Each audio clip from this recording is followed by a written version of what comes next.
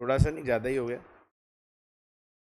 Students, last class में valuation of equity shares topic complete कर लिया था। अगर आपके कुछ डाउट्स है तो वो हम एक बार रुक के लेंगे।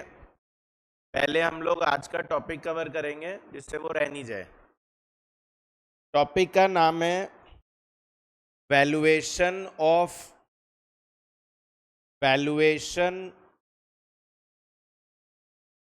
टॉपिक का नाम है valuation of right valuation of rights.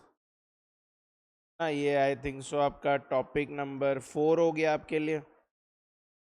Topic 4 है valuation of rights. Valuation of rights. तो पहले थोड़ी सी थ्योरी लिख लेते हैं। Right offer refers to the offer made to the existing shareholders. Right offer refers to the offer made to the existing shareholders of the company.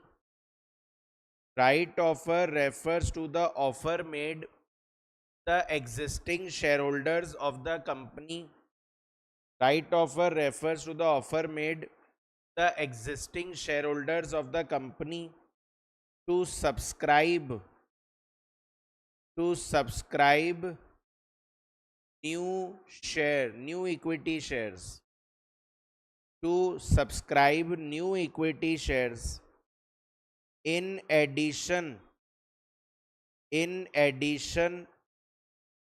to the existing shares, in addition to the existing shares.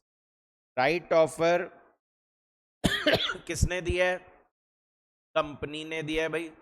किसने दिया है आपको ये offer? Company ने दिया है। क्या offer दिया है? कि हमारे और शेयर्स खरीद लो। कंपनी ने ऑफर दे दिया है कि हमारी कंपनी के और शेयर खरीद लो एट अ प्राइस, या एट अ डिस्काउंटेड प्राइस लिख देते हैं, at a discounted price which is below the current market price, which is below the current market price. Special क्या है इसमें? कोई भी कंपनी ऑफर देगी कि हमारी कंपनी के राइट शेयर्स ले लो, तो आप बोलोगे नहीं कि हमको क्या फ़ायदा, हम तो मार्केट से खरीद लेंगे, जब हमको मिलेगा तब मार्केट से खरीद लेंगे। तो कंपनी क्या बोलेगी कि हम जो आपको शेयर्स दे रहे हैं वो हम आपको थोड़ा सा सस्ते में दे रहे हैं। मार्केट में अगर मान लीजिए 100 रुपये का शेयर मिल रहा है तो हम आपको 90 रुपीज़ में ही दे देंगे। मार्केट में मान लीजिए 2000 रुपये का शेयर मिल रहा है तो हम आपको 1500 रुपये में ही दे देंगे। ये स्पेशल होना चाहिए राइट ऑफर में, है ना। राइट ऑफर में बस खाली ये नहीं है कि शेयर्स मिलते हैं, आपको ये ध्यान रखना है कि राइट ऑफर में जो प्राइस होती है वो डिस्काउंटेड प्राइस होती है। इशू प्राइस जो होती है वो डिस्काउंटेड प्राइस होती है। डिस्काउंट का मतलब हम ये नहीं बोल रहे कि फेस वैल्यू से कम में दे देना। डिस्काउंट का मतलब हम बोल रहे हैं मार्केट प्राइस से कम में दे देना। ठीक है स्टूडेंट्स, इन सच केस हमारे राइट का फॉर्मूला होता है, 3 फॉर्मूले यहाँ पर काम आते हैं। तो राइट का फॉर्मूला होता है theoretical ex right price. Theoretical ex right price निकालना पड़ता है यहाँ पर। Theoretical ex right price is equals to cum right price, cum right price into number of existing shares, cum right price into number of existing shares plus issue price plus issue price into number of right shares. Issue price into number of right shares, or whole divided by number of existing shares, whole divided by number of existing shares plus number of right shares. Number of existing shares plus number of right shares. और फिर उसके बाद second है value of the right. Value of the right is equals to ex right price minus issue price. Ex right price, ये वाला जो x right price आएगा वो यहाँ पुट होएगा, और माइनस इशू प्राइस. और third is value of a right. तो value of a right is value of the right, value of the right divided by number of existing shares. Value of the right और value of a right दोनों में फर्क क्या है? The और a का. Value of the right and value of a right. Value of a right is value of the right, value of the right divided by number of existing shares, और it is cum right price, cum right price minus ex right price. Cum right price minus ex right price. Value of a right is cum right price minus ex right price.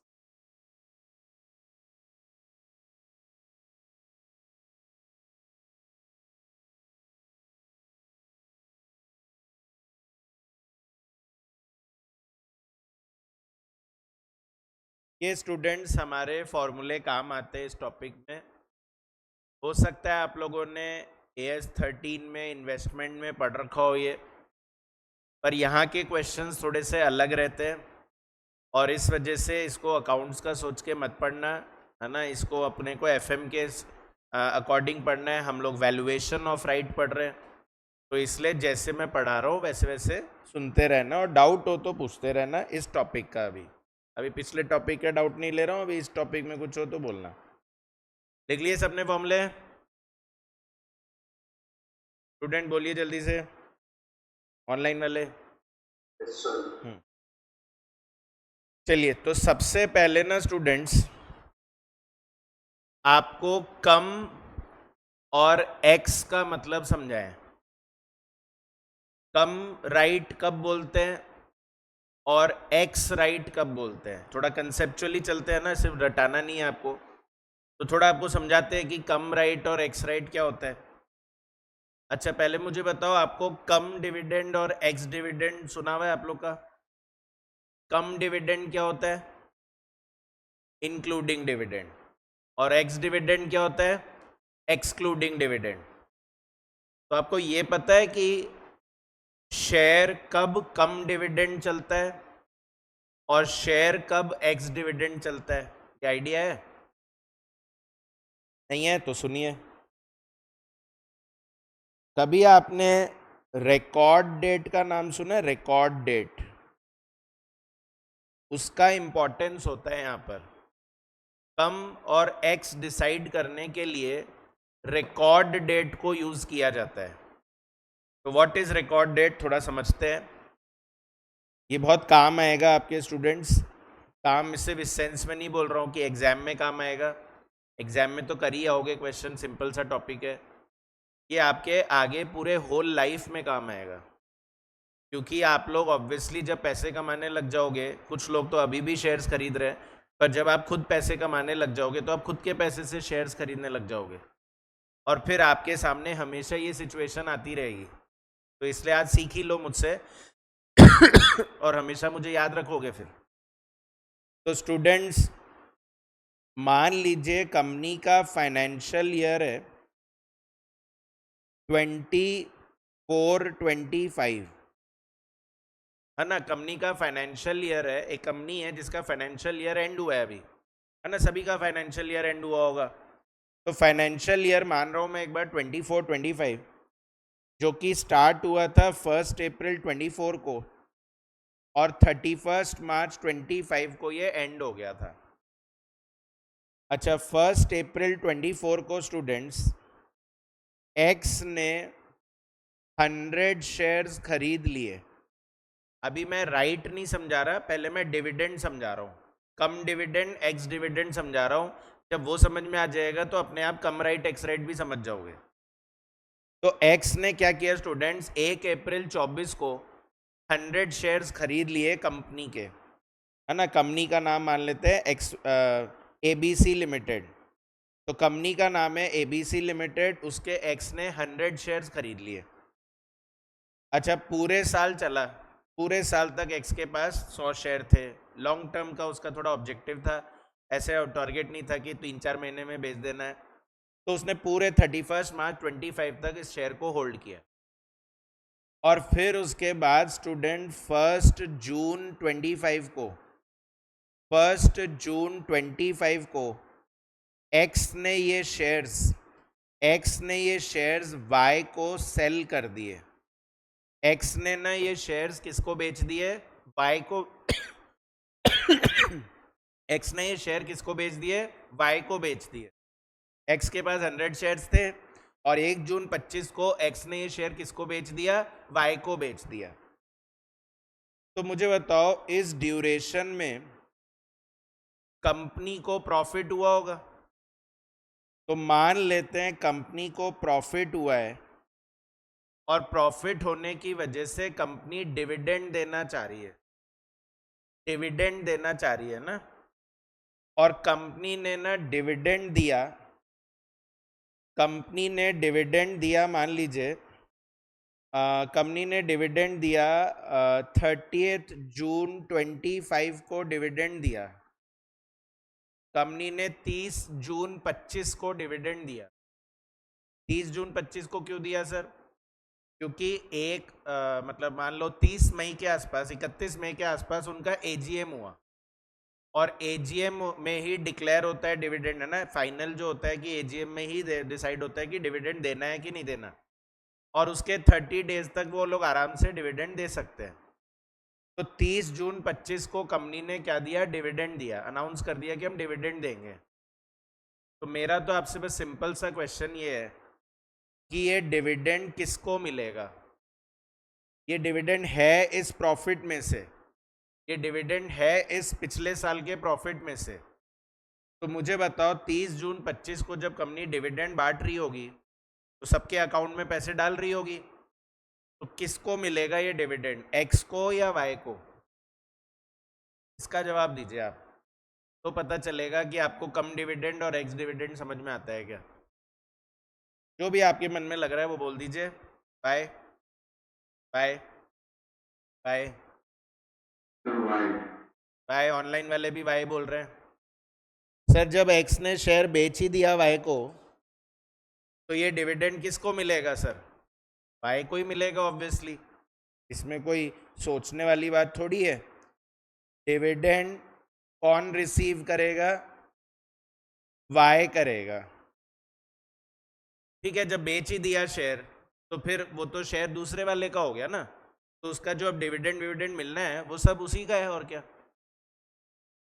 पर मुझे एक बात बताओ, ये थोड़ा सा गलत नहीं हो रहा है? गलत इन द सेंस मतलब एक्स के साथ गलत नहीं हो रहा क्या, कि ना पूरे साल वो शेयर होल्डर था, पूरे साल कंपनी के साथ कौन था, एक्स था। कंपनी ने उसी प्रॉफिट में से डिविडेंड दिया और वो डिविडेंड वाई को मिल गया। क्योंकि जस्ट बिकॉज एक्स ने वो शेयर बेच दिया। तो आपको ये फेयर लग रहा है? खुद के पॉइंट ऑफ व्यू से सोचो। पूरे साल मैंने होल्ड किया, फिर मैंने वो शेयर बेच दिया, बेचते ही कंपनी ने डिविडेंड दे दिया, तो मैं तो बेवकूफ़ बन गया ना कि होल्ड मैंने किया और डिविडेंड सामने वाला ले गया। क्या बोलते हो, शेयर मार्केट में ऐसे ही होता है? यही है सर, कभी कमा लो कभी नुकसान हो जाए, ऐसे सोच रहे हो? फेयर नहीं है ना, गलत हो रहा है ये तो एक्स के साथ। और सोचो ऐसे कितने सारे शेयर होल्डर्स होते होंगे जो ऐसे है ना बेच देते हैं और उनको डिविडेंड फिर मिलता ही नहीं है। तो क्या होता है, जब एक्स वाई को शेयर बेचता है ना, तो एक्सपेक्ट तो कर ही रहा था कि डिविडेंड मिलेगा क्योंकि प्रॉफिट हुआ है कंपनी को। क्या होता है कि एजीएम में भी तो नोटिस पीरियड होता है ना भाई, 21 डेज का नोटिस पीरियड तो होना ही चाहिए। तो मतलब अराउंड 1 जून को जब वो बेच रहा था, तो क्या उसको पता नहीं था कि एजीएम होने वाला है? या वैसे तो मैं, मेरे एग्जांपल में तो मैं 31 में ही बोल रहा हूँ एजीएम हो चुका है। तो जब वो 1 जून को बेच रहा था तो उसको पता नहीं था क्या कि डिविडेंड मिलने वाला है? बोलो। तो होल्ड कर लेता थोड़ा सा, 30 दिन का वेट कर लेता। पर क्या है, पैसों की अर्जेंसी थी, बेचना जरूरी था। तो जब वो एक्स वाई को शेयर बेचता है ना, तो फिर वो उसको कम डिविडेंड सेल करता है ना। जब वो शेयर बेचता है तो फिर वो उसको क्या करता है, कम डिविडेंड सेल करता है। कम डिविडेंड का मतलब कि एक्स जब शेयर को बेचेगा वाई को, तो बोलेगा कि जैसे 1,000 रुपए तो प्राइस ऑलरेडी शेयर की थी और मैं तुम्हें बेच रहा हूं, तो तुम डिविडेंड भी ले लोगे मेरा, तो एक काम करो, वो डिविडेंड के पैसे तो दे दो। तो मतलब 1,000 रुपए का तो शेयर है ही, और जो डिविडेंड कंपनी देने वाली है, मान लीजिए फॉर एग्जांपल 100 रुपए देने वाली है, तो एक्स बोलेगा कि मैं 1,000 नहीं, मैं 1,100 रुपए में बेचूंगा शेयर। 1,100 में लेना है तो बोलो। मतलब सडनली मार्केट प्राइस बढ़ जाती है। तो वो सडन नहीं है, वो डिविडेंड की वजह से है, और इसीलिए उसको बोलते हैं कम डिविडेंड। क्योंकि वो अकेला एक्स थोड़ी ऐसे मांग रहा होगा, जितने शेयर होल्डर्स है जो बेचना चाह रहे हैं सारे ही बोल रहे होंगे कि हमको डिविडेंड का पैसा भी दे दो, क्योंकि डिविडेंड तो तुम ले जाओगे। समझ रहे हो बात को? तो फिर एक्स वाई को शेयर जब बेचेगा तो किस प्राइस पे बेचेगा? कम डिविडेंड पे बेचेगा, इंक्लूडिंग डिविडेंड बेचेगा।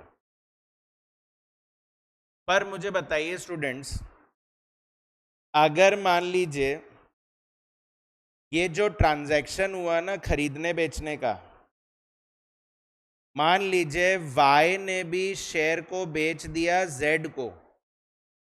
किस दिन बेच दिया सर? इसने 1 जुलाई 25 को बेच दिया।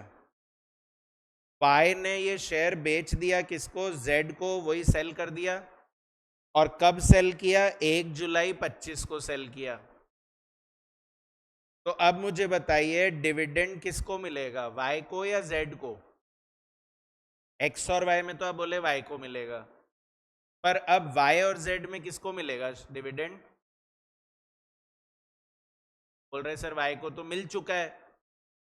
वाई को तो मिल ही चुका सर 30 जून को, और अब तो आप 1 जुलाई बोल रहे हो सर। तो वाई तो डिविडेंड ऑलरेडी ले चुका है, डिविडेंड रिसीव्ड बाय वाई। तो क्या अब जेड को मिलने वाला है वो डिविडेंड? आगे का डिविडेंड मिलेगा वो सब ठीक है, पर फाइनेंशियल ईयर 24-25 का डिविडेंड क्या जेड को मिलेगा क्या? तो अब क्या यहाँ वाई बोल सकता है क्या कि मैं जब बेचूंगा तो मैं डिविडेंड के पैसे भी लूंगा आपसे? नहीं बोलना चाहिए। अब वो अनफेयर हो जाएगा कि भाई डिविडेंड के पैसे क्यों ले रहे हो जब तुम ऑलरेडी ले चुके हो। तो ऐसे केस में ही ये शेयर जो है ना, ये ट्रेड होते हैं किस प्राइस पे? X dividend pay. तो यही फर्क है स्टूडेंट्स, कम डिविडेंड और एक्स डिविडेंड का। अगर लगे कि मेरा डिविडेंड तुम ले जाओगे तो मुझे डिविडेंड के पैसे भी दे दो, और अगर लग रहा है कि मेरा डिविडेंड मुझे मिल चुका है तो अब तुमको नहीं मिलेगा वो डिविडेंड, तो फिर बस शेयर के पैसे दे दो, डिविडेंड के पैसे मत दो। तो अगर डिविडेंड के पैसे ले रहे हो तो उसको बोलते हैं कम डिविडेंड, और अगर डिविडेंड के पैसे नहीं ले रहे हो तो उसको बोलेंगे एक्स डिविडेंड। फाइन, कम और एक्स का मतलब क्लियर है। डिविडेंड के पैसे लूंगा तो कम डिविडेंड बोलूंगा, और डिविडेंड के पैसे नहीं लूंगा तो एक्स डिविडेंड बोलूंगा। लेना कब है सर? अरे जब बेच रहे हो तब लेना है, और क्या। अगर आप मान लीजिए बेच ही नहीं रहे, एक्स बोले कि मैं तो बेच ही नहीं रहा, तो फिर क्या कम डिविडेंड एक्स डिविडेंड।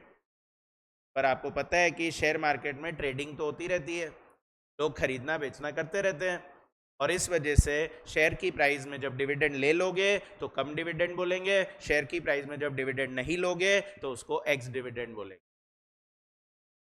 तो क्या लग रहा है स्टूडेंट्स, कम डिविडेंड प्राइस ज्यादा होती होगी या एक्स डिविडेंड प्राइस ज्यादा होती होगी? कम डिविडेंड मतलब डिविडेंड के पैसे भी ले रहे हैं, और एक्स डिविडेंड मतलब डिविडेंड के पैसे नहीं ले रहे हैं। तो मैं पूछ रहा हूं दोनों में से हायर प्राइस कौन सी होगी? प्राइस कम डिविडेंड और प्राइस एक्स डिविडेंड, दोनों में से हायर प्राइस कौन सी होगी?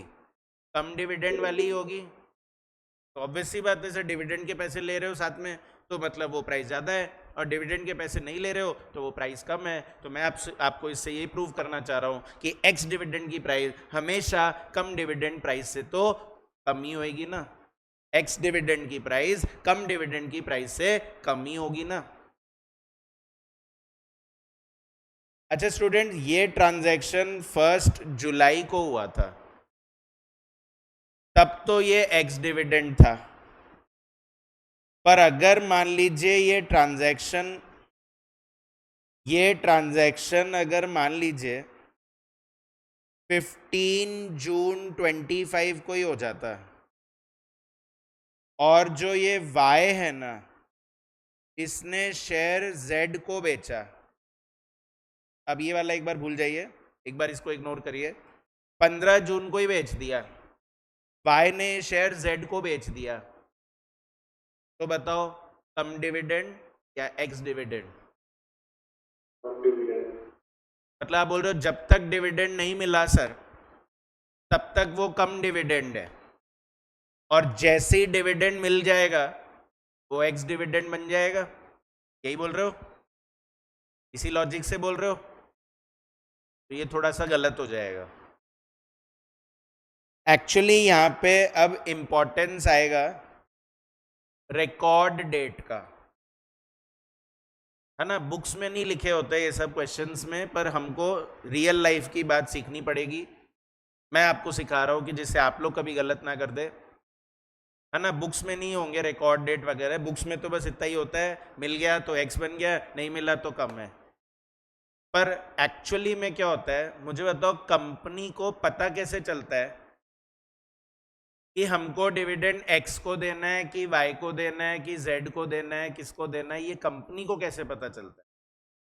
चलो मैंने तो खरीदा है शेयर, तो मुझे पता है कि डिविडेंड मुझे मिलेगा कि नहीं मिलेगा, पर कंपनी को कैसे पता चल जाता है कि संजय को डिविडेंड देना है या राहुल को डिविडेंड देना है या सोहन को डिविडेंड देना है या अभिषेक को डिविडेंड देना है, किसको देना है, या दिव्यांश को डिविडेंड देना है या हमको अंकित को डिविडेंड देना है? कैसे पता चलेगा?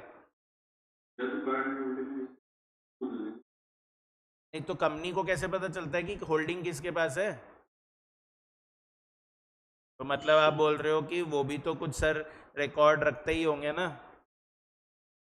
I have used the word record क्योंकि उसी से आएगा रिकॉर्ड डेट। तो मतलब कंपनी को भी कुछ ना कुछ रिकॉर्ड तो रखना पड़ेगा ना। ऐसे तो नहीं चलेगा कि हाँ कंपनी बोले तुम लोग तो करते रहो और हम देखेंगे कि क्या होगा, इसको देना है हमारी चॉइस है, हम तो अंबानीज को दे देंगे सारा, हम तो अडानीज को दे देंगे सारा। ऐसा होगा क्या? बोलिए, ऐसा हो पाएगा क्या?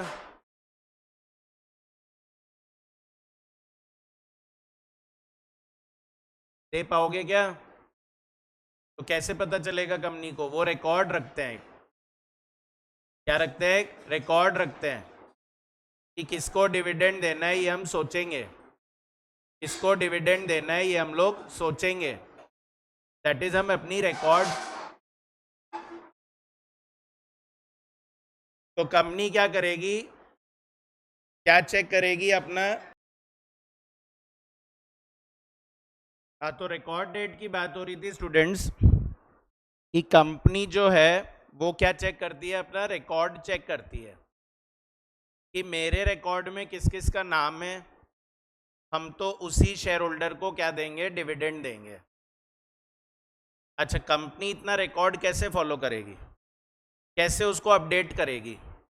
तो बेसिकली वो स्टॉक एक्सचेंज से इंफॉर्मेशन लेगी कि किसने किसने शेयर खरीद लिया, किसने बेच दिया, ये हमको अपडेट करते रहो, जिससे हम भी अपना रिकॉर्ड बनाते रहे, शेयर होल्डर्स का एक रजिस्टर बनाते रहे, और हमें पता चल जाएगा कि किसको डिविडेंड देना है, किसको डिविडेंड नहीं देना है, ये हमें पता लग जाएगा। समझ रहे हो बात को? तो कंपनी एक रिकॉर्ड मेंटेन करती है जिसमें वो अपने शेयर होल्डर्स का क्या रखती है? पूरा रिकॉर्ड रखती है कि किसको डिविडेंड देना है, किसको डिविडेंड नहीं देना है। अच्छा, ये जो रिकॉर्ड है ये तो कॉन्स्टेंटली चेंज होता रहता होगा, क्योंकि फॉर एग्जांपल संजय ने सोहन को शेयर बेच दिया, सोहन ने क्या किया, फिर उसने राहुल को शेयर बेच दिया, राहुल ने क्या किया, उसने अभिषेक को शेयर बेच दिया। तो कंपनी का रिकॉर्ड तो मतलब बार बार चेंज होता रहता होगा। तो कंपनी किस दिन चेक करेगी कि हमको आज चेक करना है कि भाई किसको डिविडेंड देना है? मेरा भी नाम होगा रिकॉर्ड में एक दिन, है ना, सोहन का भी नाम होगा एक दिन, है ना, राहुल का भी नाम होगा एक दिन, अभिषेक का भी नाम होगा एक दिन, ऑनलाइन में खुशी का भी नाम होगा एक दिन, दिव्यांश का भी नाम होगा एक दिन, राम सुमानी का भी नाम होगा, कोई बोले अदिति का भी नाम होगा। तो ऐसे कंपनी किसको दे? तो कंपनी क्या करती है? एक डेट फिक्स करती है। कंपनी क्या करती है? एक डेट फिक्स करती है। क्या डेट फिक्स करती है? कि हम इस दिन चेक करेंगे कि हमारे रिकॉर्ड में किसका नाम है, हम उसी को डिविडेंड देंगे। कंपनी इस डेट को बोलती है रिकॉर्ड डेट। कंपनी क्या बोलती है इस डेट को? Record date. कंपनी क्या बोलती है इस डेट को? Record date. मतलब कंपनी रिकॉर्ड में चेक करके बोलती है कि हमको किस दिन डिविडेंड देना है। That is called as record date. समझ में आ रही बात? तो मतलब जैसे एक फॉर एग्जांपल अगर मान लीजिए 30 मई 25 को एजीएम हुआ और कंपनी ने बोला कि हम डिविडेंड देंगे, तो कंपनी रिकॉर्ड डेट आगे का फिक्स करती है, पीछे का नहीं कि हम पीछे पीछे देखेंगे कि किसका नाम उस दिन था। रिकॉर्ड डेट हमेशा अनाउंसमेंट के बाद होता है। तो मतलब कंपनी ने मान लो रिकॉर्ड डेट अनाउंस कर दिया कि हमारा रिकॉर्ड डेट जो है वो 17 जून 25 है। स्टूडेंट ध्यान रखिएगा, रिकॉर्ड डेट आगे का होता है, जिस दिन अनाउंस किया उससे आगे की डेट होती है। तो कंपनी बोलेगी हम तो 17 जून 25 को देखेंगे कि किसका नाम हमारे रिकॉर्ड में लिखा हुआ है और हम तो उसी को डिविडेंड देंगे। That is called as record date. तो अब मुझे बताइए, ये ट्रांजैक्शन हुआ है स्टूडेंट्स 15 जून को, वाई ने शेयर बेच दिया जेड को, तो क्या लगता है 17 जून को रिकॉर्ड में किसका नाम होगा? बोलिए। जेड का होगा या वाई का होगा? वाई ने बेच दिया जेड को 15 जून को ही, और कंपनी चेक कर रही है 17 जून को, 2 दिन बाद चेक कर रही है, तो रिकॉर्ड में किसका नाम होगा कंपनी के पास? जेड का। और अगर जेड का है तो मतलब कंपनी तो डिविडेंड जेड को देगी फिर, जबकि ये डिविडेंड जेड को तो मिलना ही नहीं चाहिए, जेड तो शेयर होल्डर ही नहीं था पहले। अच्छा सर, वैसे तो सर ये एक्स को मिलना चाहिए था, पर एक्स तो वाई से डिविडेंड के पैसे पहले ही ले चुका है, तो अब बताओ y जो है वो z को बेच रहा है, तो क्या y डिविडेंड के पैसे लेगा? जल्दी बोलो, लेगा ना? और इसलिए ये शेयर कम डिविडेंड ट्रेड होगा, ये कम डिविडेंड ट्रेड होगा, क्योंकि डिविडेंड तो z को मिलेगा, जबकि z को मिलना ही नहीं चाहिए, ये तो किसको मिलना चाहिए? y को मिलना चाहिए। तो फिर ये शेयर कम डिविडेंड में ट्रेड होगा। आ रहा है क्या? क्लियर है क्या? Yes, sir. अच्छा, अगर मान लीजिए रिकॉर्ड डेट 17 जून नहीं स्टूडेंट 14 जून होती, रिकॉर्ड डेट 14 जून होती, अब बताओ डिविडेंड किसको मिलेगा? y को मिलेगा या z को मिलेगा? रिकॉर्ड डेट 14 जून का मतलब हुआ कंपनी 14 जून को देखेगी कि किसको डिविडेंड देना है, और y ने ये शेयर 15 जून को बेचा है, तो बताओ किसको मिलेगा डिविडेंड? y को ही। तो क्या y z से पैसे ले सकता है क्या? नहीं ले सकता, और इस वजह से ऐसे केस में ये शेयर किस पे ट्रेड करेगा? x डिविडेंड पे ट्रेड करने लग जाएगा। मतलब रिकॉर्ड डेट का बहुत इंपॉर्टेंस है कि कंपनी किस दिन रिकॉर्ड को चेक करेगी। आ रहे क्या? अच्छा स्टूडेंट्स और सुनिए, कंपनी ने रिकॉर्ड किसको देख के अपडेट किया? कंपनी ने किसको देख के रिकॉर्ड को अपडेट किया? स्टॉक एक्सचेंज की इंफॉर्मेशन से। अब क्या होता है, स्टॉक एक्सचेंज में तो खुद ही ट्रांजैक्शन को अपडेट होने में 1 या 2 दिन लग जाते हैं। मतलब जैसे आपने सुना हो, हम लोग आगे शेयर मार्केट की बात करेंगे अगले चैप्टर में, है ना, शेयर मार्केट में T+1 या T+2 सेटलमेंट चलता है।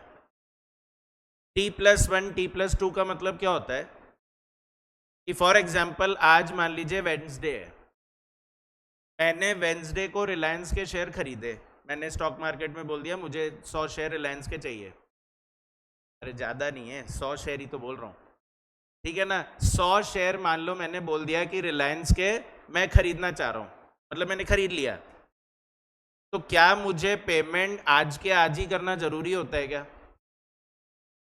नहीं ना, फैसिलिटी होती है कि हम कल तक भी पे कर सकते हैं, कुछ कुछ शेयर में परसों तक भी कर सकते हैं।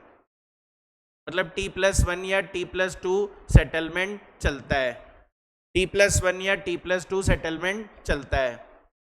तो मान लीजिए मैंने तो कल पेमेंट करा, तो मतलब एक्सचेंज की तरफ से क्लियर कब हुआ?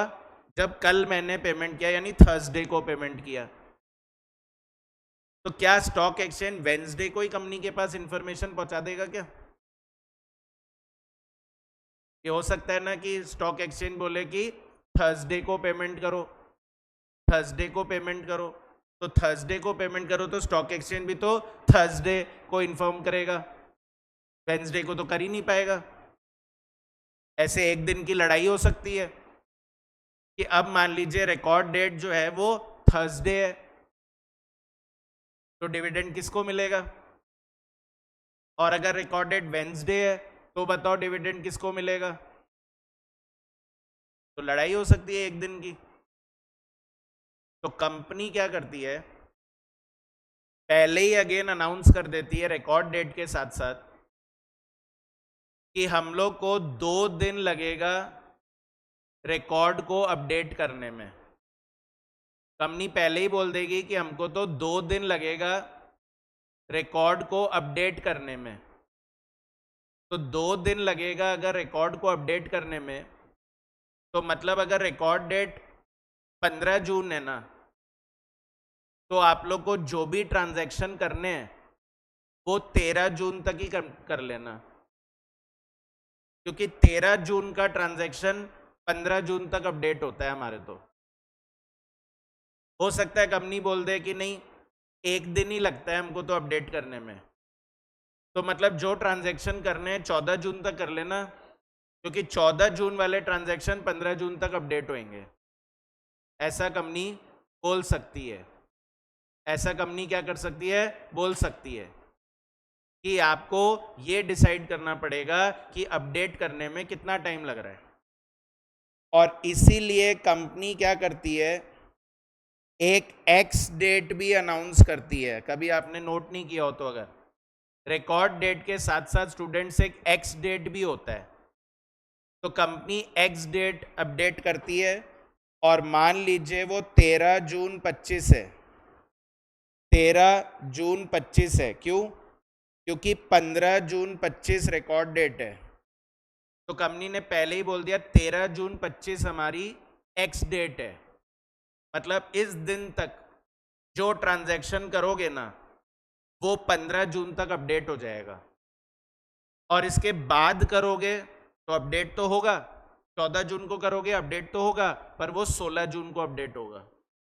15 जून को करोगे तो 17 जून को अपडेट होगा, 16 जून को करोगे तो 18 जून को अपडेट होगा। 2 दिन का समय हमें लगता है। तो अब मुझे बताइए 15 जून को वाई ने ये शेयर बेचा जेड को, रिकॉर्ड में किसका नाम होगा? बोलिए।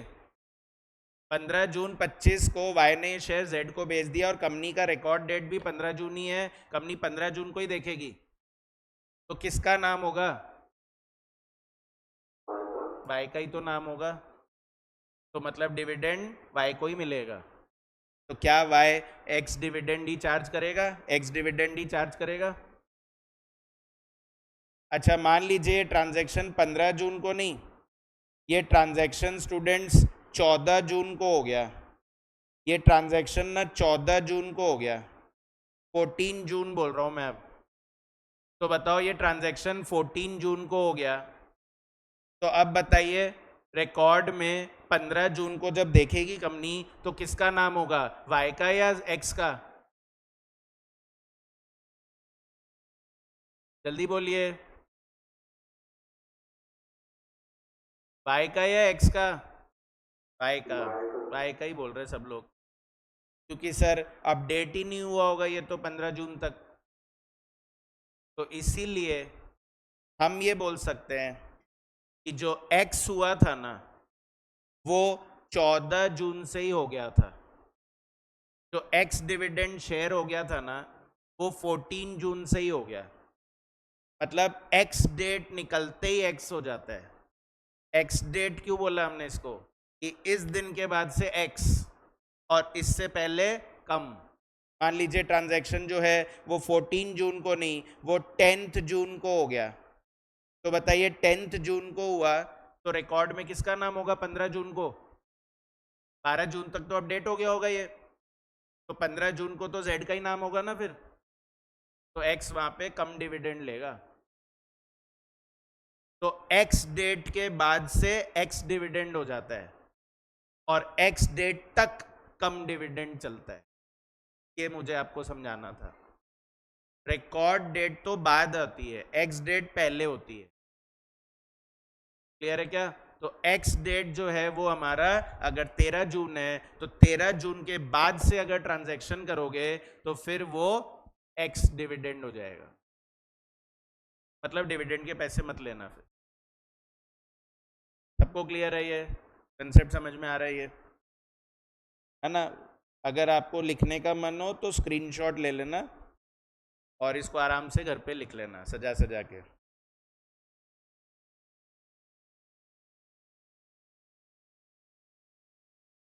ले लिया? ठीक है। तो अब सुनिए, अगर आपको एक्स और कम समझ में आ गया तो अब ऐसे ही राइट ऑफर के लिए सुनिए। अब राइट ऑफर के लिए सुनिए। तो मान लीजिए स्टूडेंट्स कंपनी ने रिकॉर्ड डेट अनाउंस कर दी है कि 31 जुलाई 25 इज माय रिकॉर्ड डेट। मतलब राइट ऑफर किसको मिलेगा? राइट ऑफर किसको मिलेगा? तो राइट ऑफर उसको मिलेगा जिसका नाम 31 जुलाई को मेरे रिकॉर्ड में होगा। कंपनी ने एक्स डेट भी अनाउंस कर दिया कि भैया हमको 3 दिन लगते हैं अपडेट करने में, 28 जुलाई हो सकता है, 28 जुलाई का ट्रांजैक्शन 31 जुलाई तक अपडेट हो सकता है। इसके बाद कोई अगर 29 जुलाई को कुछ करेगा तो वो फिर 1 अगस्त में आएगा। अगर 30 जुलाई को करोगे तो फिर वो 2 अगस्त में आएगा, है ना। हमको 3 दिन लगते हैं मान लीजिए। अब कंपनी ने अनाउंसमेंट तो कर दिया था, अनाउंसमेंट तो कर दिया कि राइट ऑफर देंगे, राइट ऑफर देंगे। क्या राइट ऑफर है? 1:4, मतलब जिसके पास 4 शेयर है उसको हम 1 शेयर और ऑफर कर रहे हैं। के पास 4 शेयर है उसको हम 1 शेयर और ऑफर कर रहे हैं। बोनस शेयर नहीं दे रहे हैं कि समझो कि फ्री में दे रहे हैं, फ्री में नहीं देंगे, सस्ते में दे देंगे, पर जिसके पास 4 है उसको 1 ही मिलेगा। अच्छा स्टूडेंट्स, 20 जुलाई को ये अनाउंसमेंट तो कंपनी ने 1 जुलाई को ही कर दिया था, और 20 जुलाई को एक्स ने ये शेयर वाई को बेच दिया। 20 जुलाई को एक्स ने ये शेयर वाई को बेच दिया, ऑफर मिलते हुए भी बेच दिया। मतलब मुझे नहीं चाहिए शेयर वेयर, मैं तो जो है वो भी बेच रहा हूँ। तो मुझे बताइए कि राइट ऑफर किसको मिलेगा, एक्स को या वाई को? कंपनी किसको पहुंचाएगी राइट ऑफर? अनाउंस तो कर दिया, अरे सोच के बोलो। 1 जुलाई 25 को कंपनी ने अनाउंस कर दिया कि हम राइट ऑफर देंगे। शेयर होल्डर्स ने पूछा किस दिन चेक करोगे कि किसको मिलेगा ऑफर, तो कंपनी ने बोला 31 जुलाई को चेक करेंगे हम तो कि किसको मिलेगा ये ऑफर। और एक्स डेट हमारी 28 जुलाई है। एक्स ने क्या किया, 20 जुलाई को ही शेयर उठा के बेच दिया। तो रिकॉर्ड में किसका नाम होगा 31 जुलाई को? वाई का। और क्योंकि रिकॉर्ड में नाम किसका होगा? वाई का होगा, तो राइट ऑफर किसको मिलेगा? वाई को मिलेगा। जबकि जिस दिन अनाउंस किया था उस दिन तो एक्स था शेयर होल्डर। तो क्या आपको लग रहा है कि वो जब बेचेगा तो कम राइट बेचेगा? कम राइट बेचेगा ना, कि मेरा राइट ऑफर भी तुम्हारे पास चला गया। और मान लीजिए अगर ये ट्रांजैक्शन होता 29 जुलाई 25 को और एक्स ने शेयर बेचा वाई को, बताइए 31 जुलाई को किसका नाम होगा रिकॉर्ड में? 31 जुलाई को किसका नाम होगा रिकॉर्ड में? एक्स का। 31 जुलाई को किसका नाम होगा? एक्स का नाम होगा। और इस वजह से ये जो शेयर जो ट्रेड होगा ना, ये किस पे ट्रेड होगा? एक्स राइट पे ट्रेड होगा। और इसके बाद से हमेशा वो एक्स राइट ही रहेगा। समझ में आ रही क्या बात? कम राइट एक्स राइट समझ में आया कुछ? क्यों हम लोग लर्न करें चीज़ों को, समझ में आना चाहिए ना लॉजिकली, कि क्यों कब बोलते हैं कम और कब बोलते हैं एक्स। तो एक्स डेट तक कम रहेगा और एक्स डेट के बाद से वो एक्स बन जाएगा। एक्स डेट तक, एक्स डेट तक कम राइट रहता है, कम राइट होता है। एक्स डेट तक कम राइट होता है, और एक्स डेट के बाद, एक्स डेट के बाद ही तो एक्स राइट हो जाता है।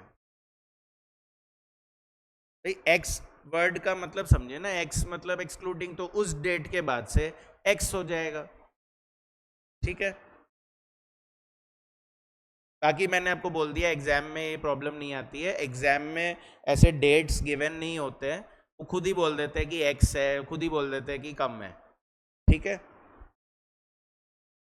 यहां तक समझ में आ गया सबको? तो अब मुझे बताओ कम राइट प्राइस ज्यादा होगी या एक्स राइट प्राइस ज्यादा होगी? जैसे अभी ऊपर पूछा था कम डिविडेंड प्राइस ज्यादा होती है या एक्स डिविडेंड प्राइस ज्यादा होती है, तो आपने बोला कम डिविडेंड प्राइस है। तो ऐसे क्या लग रहा है, कम राइट प्राइस ज्यादा होगी या एक्स राइट प्राइस ज्यादा होगी? कम राइट प्राइस ज्यादा होगी या एक्स राइट प्राइस ज्यादा होगी? जल्दी बोलिए। कम right price, cum right price, cum right price. भाई कोई चीज इंक्लूडेड है, ऐसे समझो ना, कोई चीज इंक्लूडेड है तो महंगा होगा, और जब वो चीज नहीं है तो वो सस्ता होगा। तो इसलिए cum right price ex right price से ज्यादा ही होता है। पर आप बोलोगे सर राइट से प्राइस पे कैसे फर्क पड़ गया? डिविडेंड से तो चलो हमको समझ में आता है कि डिविडेंड में पैसे मिलते हैं, राइट में सर कैसे आपके पैसे हो गए इसमें, जो आपने कम राइट प्राइस? हाँ बोलो। हाँ, तो वही है हमारा actually topic, valuation of right issue. वो राइट की भी एक वैल्यू लगाई जाती है, मतलब जो ये राइट ऑफर मिला है ना, इसकी भी कुछ वर्थ है। इसको ऐसे आप नो वर्थ मत समझो, वर्थलेस मत समझो, इसकी भी एक वर्थ है, इसकी भी एक कीमत है बेसिकली, है ना। तो वही तो हम समझाना चाह रहे हैं कि cum right price ex right price से ज्यादा होता है, तो इसका मतलब राइट की भी तो कुछ वर्थ हुई ना। फिर आप बोल रहे हो इंक्लूडिंग राइट प्राइस ज्यादा है, एक्सक्लूडिंग राइट प्राइस कम है, सर हमने सर की बात मान ली, तो मतलब मुझे जस्टिफाई करना पड़ेगा ना कि उस राइट की भी कुछ वर्थ है, इसीलिए तो cum right price ex right price से ज्यादा है। समझ में आ रही बात? अच्छा, अब और सुनिए, अगेन कॉपी करना हो तो ऐसे स्क्रीनशॉट ले लो और लिख लेना आराम से। बाकी एग्जाम में डेट्स नहीं आते, मैं क्लियरली बोल दे रहा हूं, एग्जाम में डेट्स लिखे हुए नहीं आते। तो स्टूडेंट्स अब क्या है, मान लीजिए, बहुत ध्यान से सोच सोच के बोलिएगा, मान लीजिए डेट अब मैं नहीं दे रहा क्योंकि एग्जाम में भी डेट गिवन नहीं होते। मान लीजिए कंपनी बोल रही है कि हमारे पास 10,000 शेयर पहले से चल रहे हैं, 10,000 शेयर हमारे पास पहले से है ना, इसको बोलते हैं एग्जिस्टिंग शेयर्स। तो कंपनी बोल रही है कि हमारे पास एग्जिस्टिंग शेयर्स है, इसको मैं T0 बोल देता हूँ, T0 मतलब टुडे, आज। और कंपनी ने ऑफर दिया है, कंपनी ने स्टूडेंट्स राइट ऑफर दिया है कि 2,500 शेयर और दे देंगे। कंपनी के पास स्टूडेंट 10,000 शेयर है और ऑफर दिया है कि 2,500 शेयर और दे देंगे। अच्छा, 10,000 शेयर जो है ना, वो अभी मार्केट में 200 रुपए का चल रहा है, मान लीजिए 200 रुपए इज मार्केट प्राइस, 200 रुपए मार्केट प्राइस है, और कंपनी बोल रही है हम 2,500 शेयर 50 रुपए में ही दे देंगे। तो 50 रुपए क्या है, इशू प्राइस है। 50 रुपए क्या है, इशू प्राइस है। 50 रुपए है, मतलब 200 का शेयर कंपनी 50 रुपए में ही देने के लिए तैयार है। और ऐसा होगा अपने क्वेश्चंस में ना, आपको अमाउंट पे नहीं जानना है कि इतना सस्ते में क्यों दे रहे हैं, आप तो बस समझो हाँ दे रहे हैं। तो 200 रुपए का शेयर तुमको 2,500 शेयर और दे देंगे तुम ही लोगों को 50 रुपए में। तो क्या जब तुम ही लोगों को देंगे, जो ऑलरेडी हमारे शेयर होल्डर है उन्हीं लोगों को सस्ते में दे रहे, तो उनको थोड़ी ना दिक्कत है। मैं अगर नए शेयर होल्डर ढूंढता और उनको सस्ते में बांट बांट के आऊंगा, तो आप चिल्लाओगे ना कि भाई हमारे 200 के शेयर 50 में क्यों दे रहे हो। पर जो उनके पास है उन्हीं को ऑफर कर रहा हो कि 50 में ले लो, तो उनको थोड़ी ना कोई प्रॉब्लम है। तो ऐसा होता है, सस्ते में देंगे, ठीक है। तो अब मुझे बताओ, ये 200 रुपए एक बार हम मान लेते हैं कम राइट प्राइस है, मतलब इसमें राइट की प्राइस जुड़ गई है। तो मेरा क्वेश्चन ये है कि at after a certain point of time, मान लीजिए 1 महीने बाद एक्स राइट प्राइस आ गई, मान लीजिए, डेट हम नहीं बोल रहे स्टूडेंट क्योंकि क्वेश्चन में डेट नहीं लिखा हुआ आता है, इसलिए प्लीज आप बिना डेट के ही समझिए। अब एक्स राइट वाले डेट के दिन मान लीजिए एक्स राइट प्राइस जो है वो हम जानना चाहते हैं कि कितना है, एक्स राइट प्राइस हम निकालना चाहते हैं कि जब राइट ऑफर की एक्स डेट निकल जाएगी तब प्राइस क्या हो जाएगी। अभी अगर 200 का है तो बाद में प्राइस क्या हो जाएगी। तो मेरा तो बस इतना सा क्वेश्चन है कि ज्यादा होगी या कम होगी, ये बताओ पहले। एक्स राइट प्राइस 200 से ज्यादा होगी या 200 से कम होगी? एक्स राइट प्राइस 200 से ज्यादा होगी या 200 से कम होगी? कम ही होगी ना। आप लोग रिस्पॉन्ड करते रहेंगे तो मुझे लगेगा ना कि आ रहा है, तब मैं आगे बढ़ पाता हूँ। तो एक्स राइट प्राइस जो है वो कम ही होगी, और अब हमको निकालना है कि ये कितनी होगी। तो मुझे बताओ, 200 से तो आप बोल रहे हो कि कम होगी, और 50 से ज्यादा होगी या कम होगी, बता सकते हो? क्यों होगी 50 से ज्यादा? फॉर्मूले पे मत जाओ सर, लॉजिकली बात करो। फॉर्मूले से तो मैं रिलेट कर ही दूंगा, आप अभी पहले बिना फॉर्मूले के बात करो। इसलिए ज्यादा होगी क्योंकि अगर इससे कम हो जाएगी तो वो शेयर होल्डर सोचेगा ना, यार हमको 50 रुपए का शेयर बेच के बेवकूफ बना दिया। भाई किसी को हम बोल रहे हैं तुमको सस्ते में दे रहे हैं, और देते ही फिर वो प्राइस गिर जाएगी, तो फिर तो ऐसे कोई राइट ऑफर लेंगे ही नहीं। 200 और 50, तो ये थोड़ी कि 50 से भी कम हो जाएगी प्राइस, सीधे होनी भी नहीं चाहिए लॉजिकली, है ना। तो बेसिकली हम बोलना चाह रहे हैं कि एक्स राइट प्राइस इन दोनों के बीच में होता है। एक्स राइट प्राइस 200 से तो नीचे आएगा क्योंकि राइट ऑफर खत्म होते ही वो नीचे आएगा, पर इतना थोड़ी नीचे चला जाएगा कि इशू प्राइस के भी नीचे चला जाए। तो अब कोई चीज जब दोनों के बीच में होती है तो हम क्या करते हैं स्टूडेंट्स?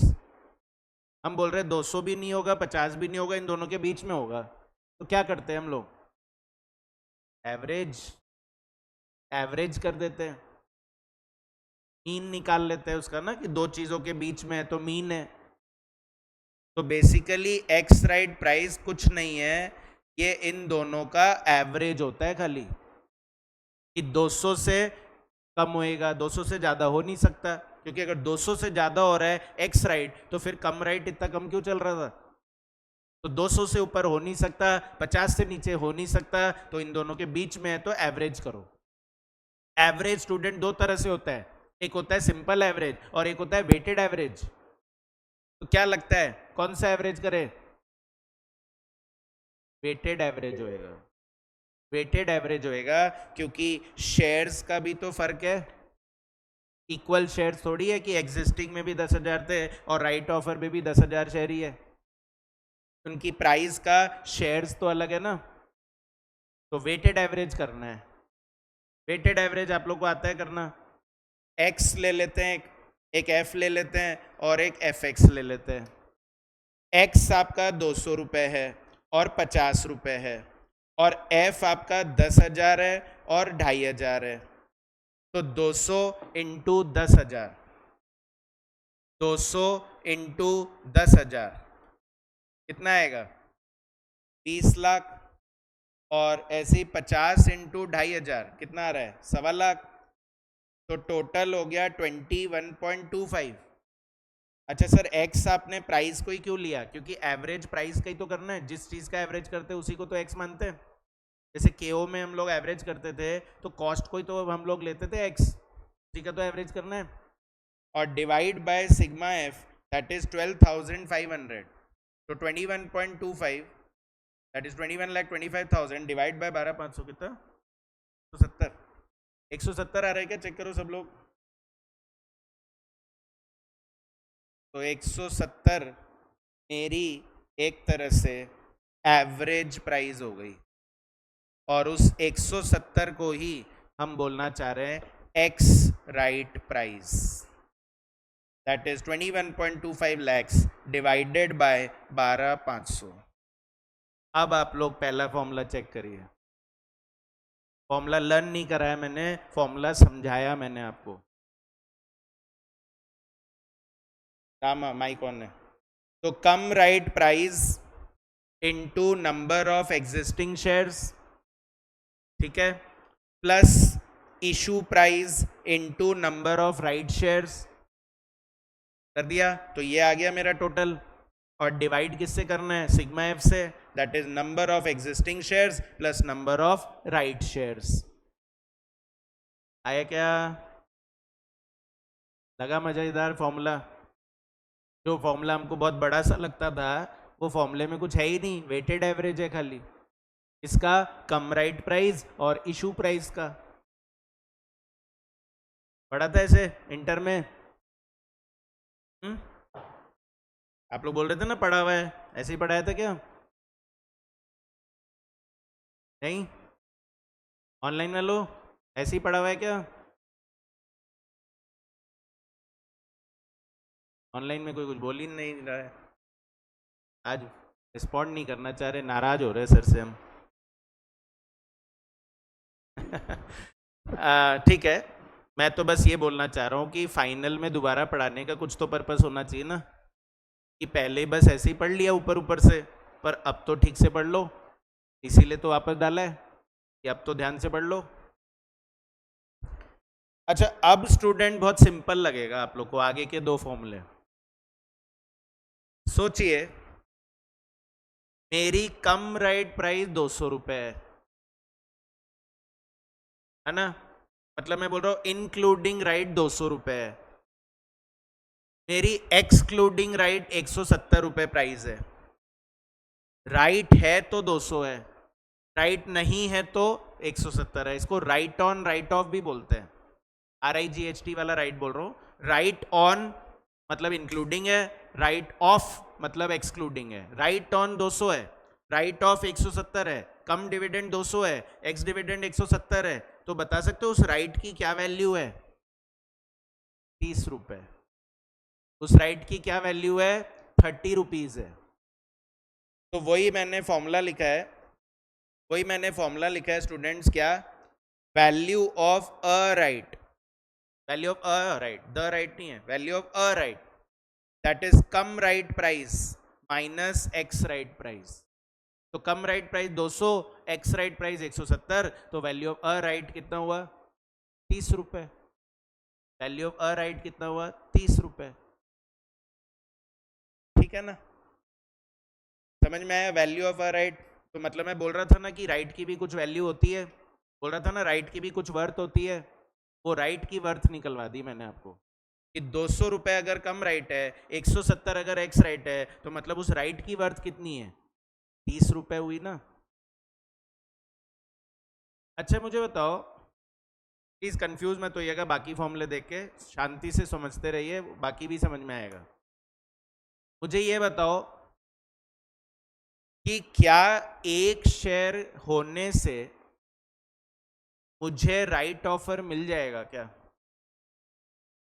अगर मेरे पास इस कंपनी में एक शेयर है तो क्या मुझे राइट ऑफर मिलेगा?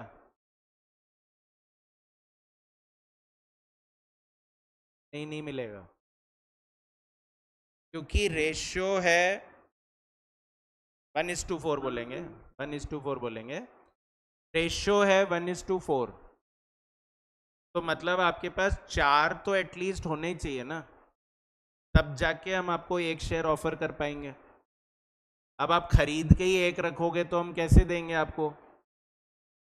समझ रहे हो? नहीं, नहीं मिल पाएगा।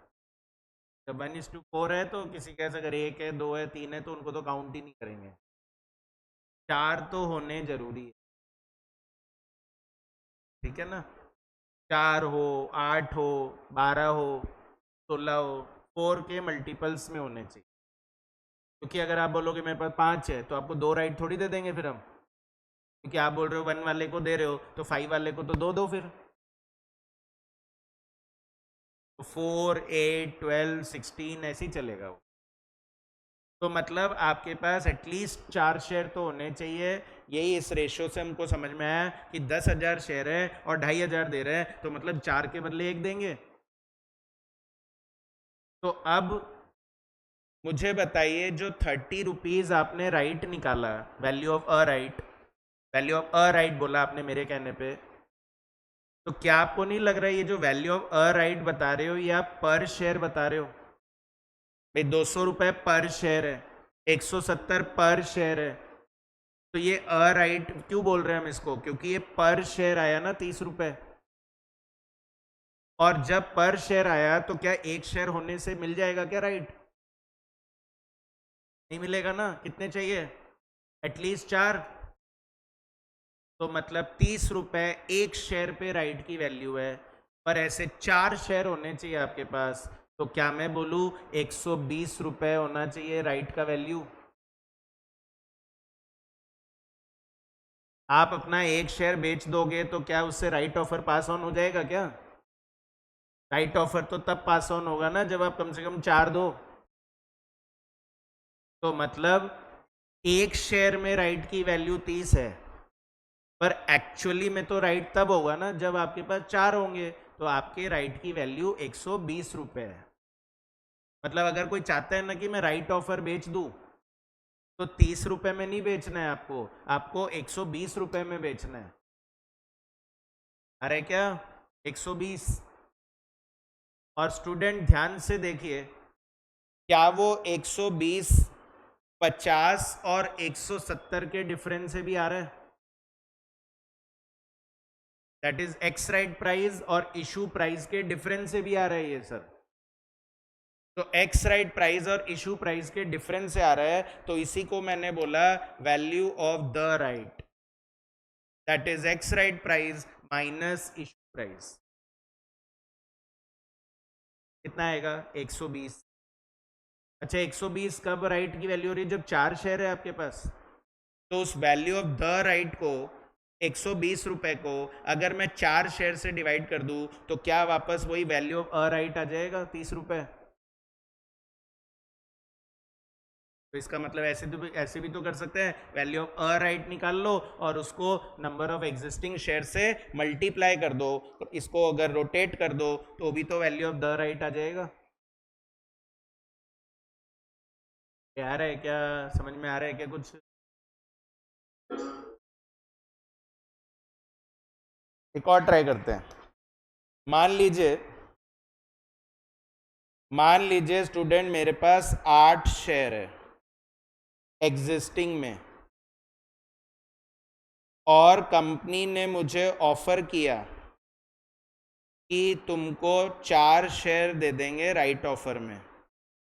8 शेयर जो है वो 1000 रुपए के हैं, इसको आपको कमी मानना है हमेशा।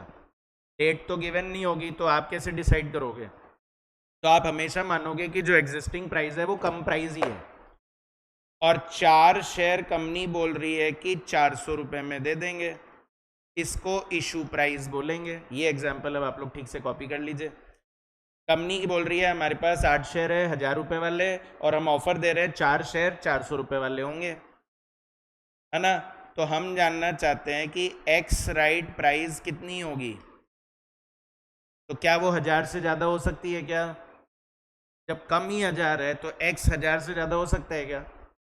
हाँ, फ्यूचर में धीरे धीरे हो जाए मेरे को उससे मतलब नहीं है, मैं फ्यूचर की बात नहीं कर रहा हूँ, मैं तो बस बात कर रहा हूँ एक्स डेट के बाद क्या होगी प्राइस। तो क्या 1000 से ज़्यादा होनी चाहिए, 1000 से कम? कम। और 400 से कम होनी नहीं चाहिए, तो 1000 और 400 के बीच में होनी चाहिए, तो वेटेड एवरेज कर दें। और वेटेड एवरेज करने के लिए क्या करेंगे? 1000 इंटू 8 और plus 400 into 4 and divided by 12। कितना आएगा?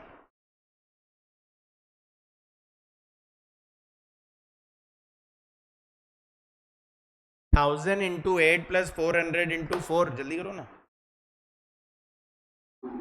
800 रुपये आ रहा है। 8000 प्लस 1600 डिवाइड बाय 12, हाँ 800 रुपये आ रहा है। तो एक्स राइट प्राइस हो गई 800। तो बताओ कम राइट प्राइस 1000 है, एक्स राइट प्राइस 800 है, तो राइट की क्या वैल्यू है? तो वैल्यू ऑफ अ राइट कितनी होगी? 1000 माइनस 800, दैट इज 200 रुपये बोल दे क्या? अच्छा, पर एक शेयर से मिल जाएगा क्या राइट ऑफर? क्या रेशो हुआ ये?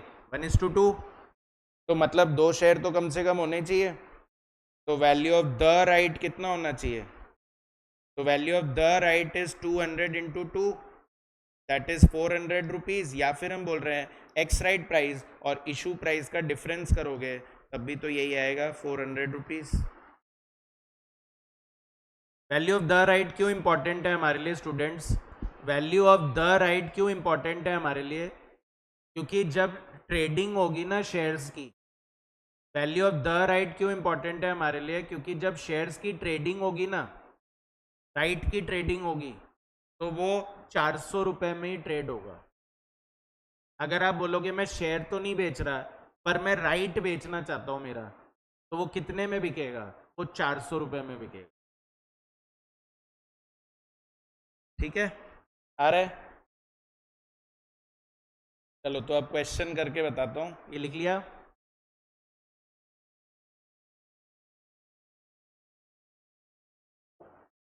लिख लिया क्या? बहुत ही इजी क्वेश्चन होते हैं और आई एम कॉन्फिडेंट कि अब मैंने आपको इतना समझाया है तो आप लोग से क्वेश्चन एकदम आराम से होंगे।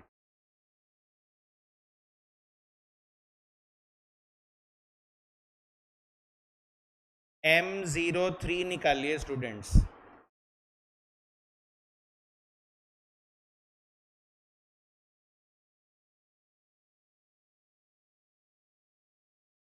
M03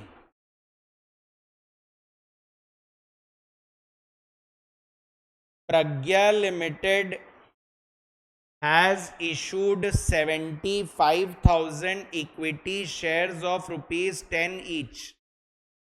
प्रज्ञा ने 75,000 शेयर ऑलरेडी इशू कर रखे हैं, 10 रुपए तो फेस वैल्यू हो गई।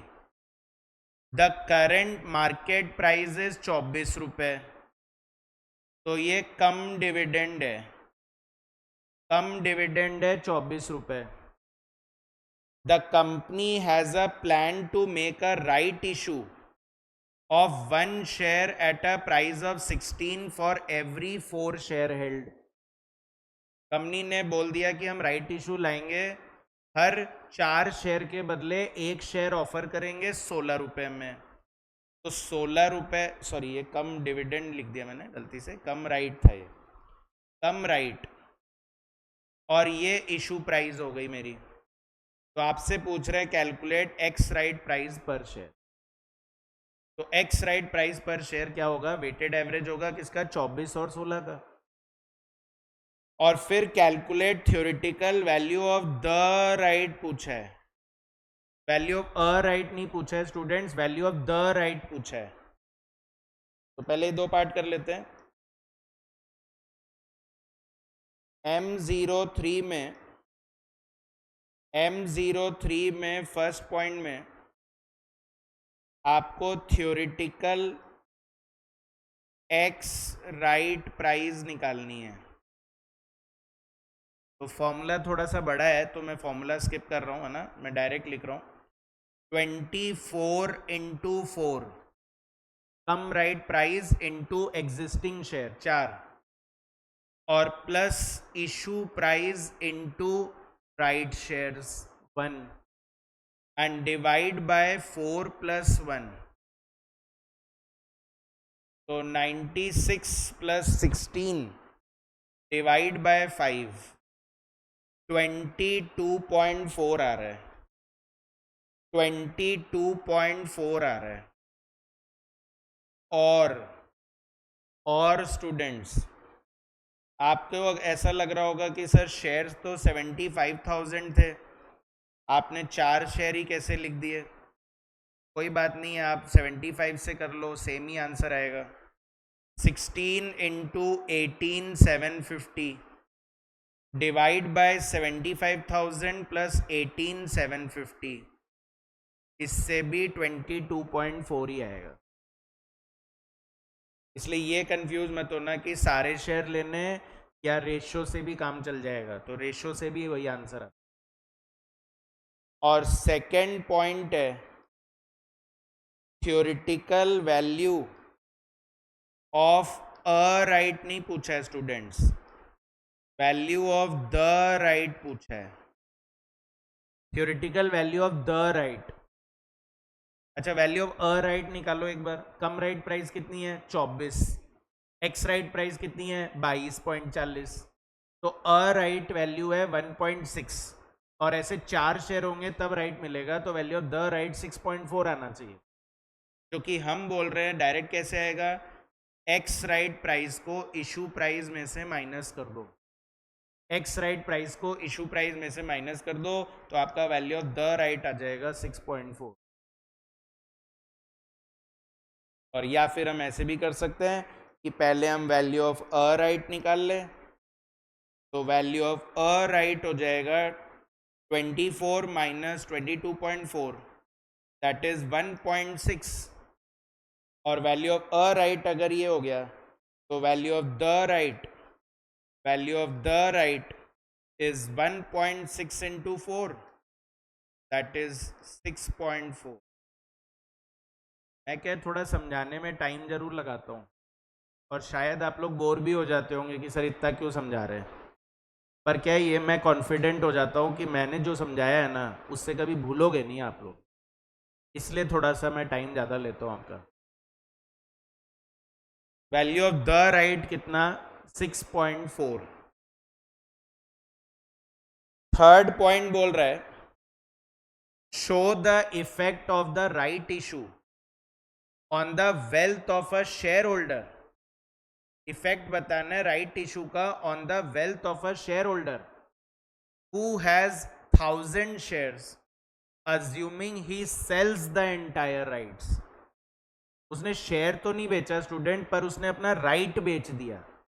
और राइट कितने में बेचना है वो मैंने बता दिया, 6.4 में ही बेचते हैं। 1.6 में नहीं बेच पाओगे आप, क्योंकि 1.6 तो एक शेयर की राइट की वैल्यू है ये, और एक शेयर होने से तो राइट ही नहीं मिल रहा है। तो वैल्यू ऑफ द राइट जो है वो आपकी कितनी हो जाएगी 6.4। तो ट्रेड भी किस पे होगा 6.4 पे होगा। तो थर्ड पॉइंट बोल रहा है कि a shareholder has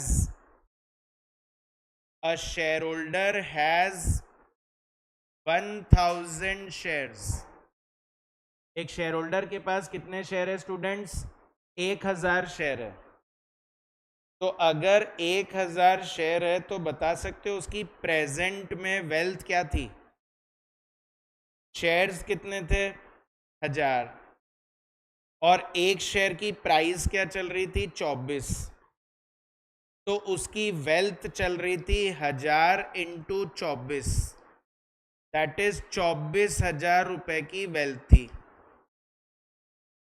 है ना। प्रेजेंट में मतलब राइट ऑफर से पहले ही, तो एक्स डेट होने से पहले ही एक शेयर 24 रुपए का था, और उस शेयर होल्डर के पास हम मान रहे हैं 1000 शेयर थे, तो मतलब आपकी वेल्थ कितनी हुई 24,000 ही तो हुई। तो आपको पूछ रहे हैं कि बताओ अगर वो राइट बेच रहा है, ही सेल्स द राइट अगर बेच रहा है तो वेल्थ पे क्या फर्क पड़ेगा। तो बताओ शेयर्स 1000 ही रहेंगे और प्राइस जो है वो 22 रुपए 40 पैसे हो गई। एक्स राइट प्राइस कितनी हो गई 22.40। तो वेल्थ कितनी हो गई वेल्थ। तो वैल्यू ऑफ शेयर्स हो गई 1000 इंटू 22.40, तो यानी 22,400 रुपए की वेल्थ हो गई। 22,400 रुपए की वेल्थ हो गई क्या।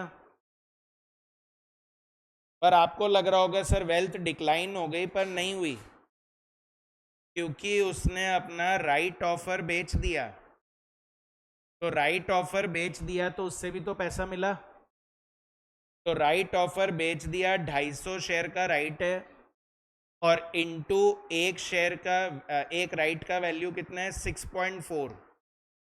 तो करना 250 इंटू 6.4 1600। तो हम समझाना चाहते हैं आपको कि वेल्थ में कोई चेंज नहीं आता। राइट ऑफर होने से वेल्थ में कोई चेंज नहीं आता। जैसे बोलते हैं ना बोनस इशू करने से वेल्थ में कोई चेंज नहीं आता, ऐसे राइट ऑफर से भी वेल्थ में कोई चेंज नहीं आता। कि आपको लग रहा होगा सर प्राइस गिर जाएगी तो वेल्थ तो गिर जाएगा, पर वो राइट बेच देंगे तो उससे पैसा भी तो आ जाएगा। तो वेल्थ में कोई चेंज नहीं आता। Therefore, there is no change in wealth. There is no change in wealth of shareholder. There is no change in wealth of shareholder.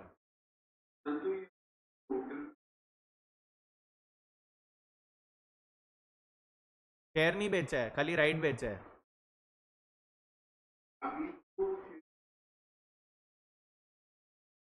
हाँ हाँ, और जो मैंने राइट बेचा उसका पैसा भी असेट में ही आएगा. ऐसी बात कर, कैश तो आएगा ना. एंट्री क्या करोगे, डबल एस्पेक्ट होता है ना. फोर्थ पॉइंट बोल रहा है, show the effect if the shareholder do not take any action and ignores the issue. बोले उसके पास नोटिस आया कि हाँ राइट ऑफर मिल रहा है आपको, और वो ना उसको इग्नोर ही कर दिया. तो इग्नोर करोगे तो वेल्थ का नुकसान होगा. फोर्थ पॉइंट में ही इग्नोर्स द राइट. तो अगर स्टूडेंट्स इग्नोर कर देगा तो शेयर्स कितने रहेंगे, 1000. शेयर की प्राइस क्या हो गई, 22.40. और इससे वैल्यू ऑफ शेयर्स 1000 इंटू 22.40, तो यानी 22,400 ही तो वेल्थ हो गई बस, क्योंकि आपने राइट बेचा ही नहीं. तो क्या हम बोले, वेल्थ कम हो गई. Therefore wealth will decline. Therefore wealth will decline by rupees 1600. Present में वेल्थ थी 24,000 और हमने उसको 22,400 पे ला दिया, तो यानी 1600 रुपये से वेल्थ क्या हो गई, डिक्लाइन हो गई आपकी. अगर आप राइट ऑफर बेच दोगे या आप राइट ऑफर सब्सक्राइब कर लोगे तो वेल्थ में चेंज नहीं आता. पर अगर आप इग्नोर ही कर दोगे उस ऑफर को तो आप अपनी वेल्थ गिरा रहे हो. यही हम आपको एफएम में समझाना चाहते हैं कि राइट पे एक्शन लेना ज़रूरी है. या तो उसको सब्सक्राइब करो और या फिर उसको बेचो. तो राइट ऑफर को या तो सब्सक्राइब करना चाहिए और या फिर राइट ऑफर को के ऊपर हमको एक्शन लेना चाहिए, को बेच देना चाहिए. स्टार मार्क लगा दीजिएगा M03 पे.